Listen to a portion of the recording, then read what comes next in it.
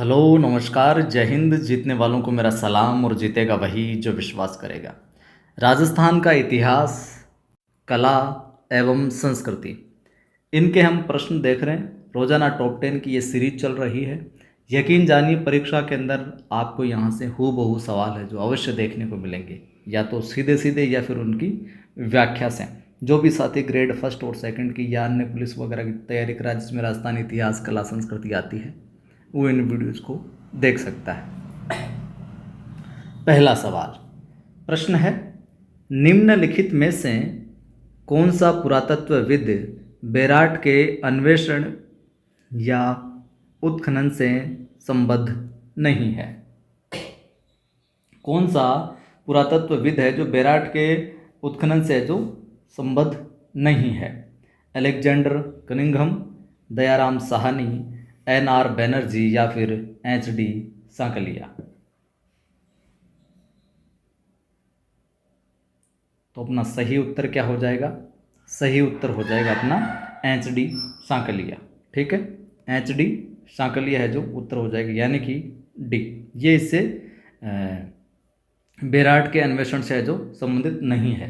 तो एच.डी. सांकलिया किससे हैं? ये आहड़। ठीक है, चलिए आगे हम बात करें दूसरे प्रश्न की। बेराट में कौन सा जिला सम्मिलित नहीं है? अलवर, जयपुर, अजमेर, टोंक। बेराट में कौन सा जिला सम्मिलित नहीं है? उत्तर हो जाएगा अजमेर। ठीक है, कौन सा? अजमेर हो जाएगा।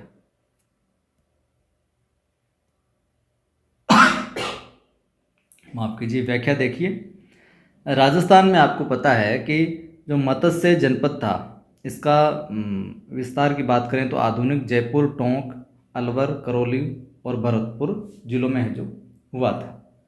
वहीं मत्स्यों की जो प्राचीन राजधानी उपाप्लव्य कही जाती है। ठीक है, आगे हम बात करें इसके अंदर, तो इसकी राजधानी विराटनगर थी, और जिसको वर्तमान में बेराट नाम से जो जाना जाता है। अगला सवाल देखिए, बीजक की पहाड़ी कौन सी सभ्यता से संबंधित है? बीजक की जो पहाड़ी है कौन सी सभ्यता से संबंधित है? कालीबंगा, बेराट, आहड़, बालाथल। तो कल वाले वीडियोज में जो प्रश्न देखे तो आपको अच्छे से अंदाज़ा हो गया होगा, याद हो गया होगा। बीजक की पहाड़ी भैया बेराट से संबंधित है। बी विकल्प अपना ठीक है जो हो जाएगा। ठीक, व्याख्या में बात करते हैं। बेराट जो सभ्यता है बीजक पहाड़ी पर 1837 ईस्वी में कैप्टन बर्ट द्वारा यहाँ पर भाबरू शिलालेख की खोज की गई। बेराट सभ्यता के यहाँ स्थित है कौन सी? बीजक की पहाड़ी। इस पर 1837 ईस्वी में कैप्टन बर्ट जो था उसने भाबरू शिलालेख की क्या की थी? खोज की, जिसके नीचे ब्राह्मी लिपि में बुद्ध, धम्म, संघ 3 शब्द जो लिखे हुए मिले। बुद्ध, धम्म और संघ, ये 3 शब्द ब्राह्मी लिपि में भाबरू शिलालेख की खोज की गई, उसके नीचे मिले, जिसे वर्तमान में कोलकाता संग्रहालय में है जो रखा गया है। ठीक है, यहाँ पर एक चीज़ और देख लीजिए आप, व्याख्या में एक चीज़ और मैं आपको बता दूँ।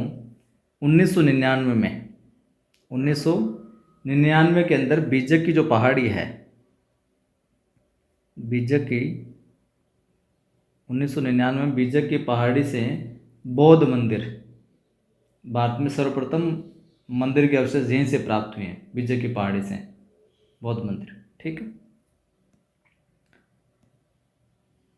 प्रश्न है अगला, सन 1837 में बीजक पहाड़ी यानी कि बेराट स्थित अशोक के शिलालेख को किसने खोजा? अभी अभी हमने बात की, captain Burt, colonel James Tod, captain Hawkins, R C. Agrawal. तो किसने खोजा? कैप्टन बर्ट ने। जो व्याख्या में था उससे भी सवाल है जो परीक्षा में पूछा जा सकता है, कैप्टन बर्ट। प्रश्न आपसे पूछा जा सकता है कि राजस्थान में बौद्ध संस्कृति के अवशेष कहाँ मिले हैं? तो क्या बताओ, बौद्ध संस्कृति के अवशेष कहाँ मिले हैं?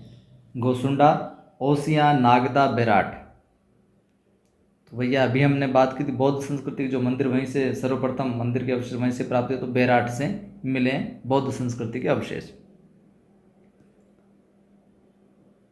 प्राचीन काल में विराटनगर नाम से प्रसिद्ध बेराट स्थल की खुदाई के दौरान गोल बौद्ध मंदिर के अवशेष, मृदपात्र पर त्रिरत्न व स्वास्तिक अलंकार है जो प्राप्त हुए हैं। ठीक बात। वहीं अपने ढंग का अकेला यह शिलालेख है जिसमें अशोक ने 7 बौद्ध पुस्तकों के नाम है जो बताए हैं। ठीक है। वहीं ऐसा भी माना जाता है कि यहाँ स्थित जो भीम जी की डोंगरी है, जिसे पांडु हिल भी कहते हैं, के पास है पांडवों ने अपने अज्ञातवास का 1 वर्ष भी जो व्यतीत किया था।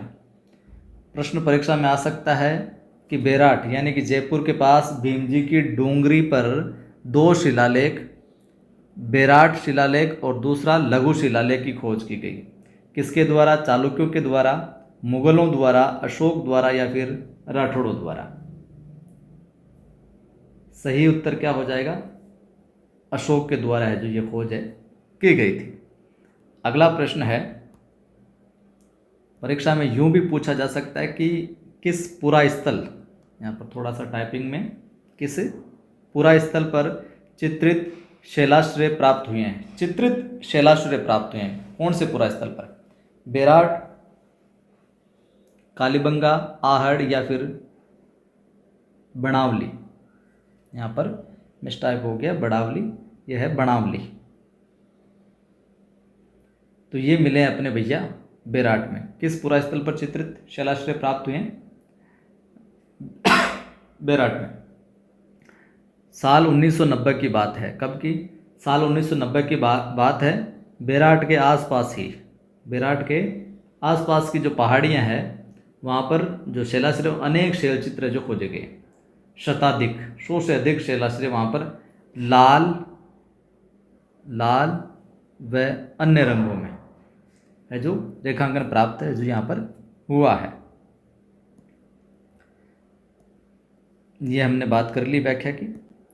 प्रश्न आपसे पूछा जा सकता है, गिलुंड किस नदी के किनारे पर स्थित है? गिलुंड किस नदी के किनारे पर स्थित है? जैसे कि मैंने पिछले वीडियो में बताया था कि आजकल प्रश्न जो पूछा जाता है कि कौन सी सभ्यता किस नदी के किनारे, ये ज़्यादा पूछा जाता है। बनास, कोठारी, खारी या फिर कांतली? तो गिलुंड किस नदी के किनारे पर स्थित है? उत्तर हो जाएगा भैया बनास। क्या उत्तर हो जाएगा? बनास हो जाएगा। ए विकल्प अपना है जो यहाँ पर ठीक है जो हो जाएगा, ये बनास उत्तर हो गया साहब। व्याख्या में बात करें, ध्यान से देखिए व्याख्या को। राजसमंद जिले में बनास नदी के तट से कुछ दूरी पर ताम्रयुगीन सभ्यता का नवपाषाणकालीन पुरातात्विक स्थल गिलुंड में पुरातात्विक टीले का उत्खनन जो है वो श्री बीबी लाल द्वारा 1957-58 में किया गया। तो ध्यान में रखना है, राजसमंद जिले में बनास नदी के तट से कुछ दूरी पर ताम्रयुगीन सभ्यता का नवपाषाणकालीन जो पुरातत्व स्थल है कौन सा? गिलुंड। यह है जो खोजा गया और इनकी जो उत्खनन करने का काम है वो बीबी लाल द्वारा 57-58 में है जो किया गया। ठीक है बात। अगली बात करें, यहाँ स्थित मोडिया नगरी नामक टीले का संबंध गिलुंड सभ्यता से है। कौन सी नगरी? मोडिया नगरी नामक टीला है, इसका संबंध किससे? गिलुंड सभ्यता। सीधा सीधा आ जाएगी, मोडिया नगरी नामक टीले का संबंध किस सभ्यता से? तो आपका उत्तर क्या होना चाहिए? गिलुंड सभ्यता। और यहाँ भी आड़ युगीन सभ्यता का प्रसार था। चूने के प्लास्टर हो गए, कच्ची दीवारों का प्रयोग ये यहाँ पर देखने को मिला। गिलुंड में काले व लाल रंग के मृदबांड मिले हैं। गिलुंड के अंदर कौन से? काले प्लस लाल रंग के मृदबांड, ये भी यहाँ पर मिले हैं, ध्यान में रख लीजिएगा। आहड़ में जहाँ पर पक्की ईंटों के प्रयोग के साक्ष्य नहीं मिले हैं, जबकि गिलुंड में पक्की ईंटों का प्रयोग बहुतायत से हुआ है। तो ये भी ध्यान में रखना, आहड़ में पक्की ईंटों का प्रयोग साक्ष्य नहीं मिले, जबकि गिलुंड में पक्की ईंटों का साक्ष्य भी है जो मिले हैं। ये भी बात भी नोट करने वाली है। ठीक है, चलिए अगला सवाल है, गिलुंड सभ्यता के अवशेष किस युग से है? ऊपर अगर ध्यान से समझा बात को तो अलग तरीके से, लेकिन यहाँ पर विकल्प अलग है। ताम्र प्रस्तर युग, जो ताम्र युगीन कह सकते हैं, या ताम्र प्रस्तर युग, लोहा प्रस्तर युग, मृदभांड युग, प्रस्तर युग। देखिए फंसाने के लिए, पूछने के लिए कैसे भी सवाल पूछा जा सकता है। तो गिलोंड सभ्यता के अवशेष किस युग से हैं, तो ये अपने उत्तर हो जाएगा क्या, ताम्र प्रस्तर युग, यानी कि 1 नंबर विकल्प है जो ठीक हो जाएगा। तो ये था आज का वीडियो, ये थे कुछ इंपॉर्टेंट प्रश्न। वीडियो अगर अच्छा लगा तो लाइक कर दीजिए,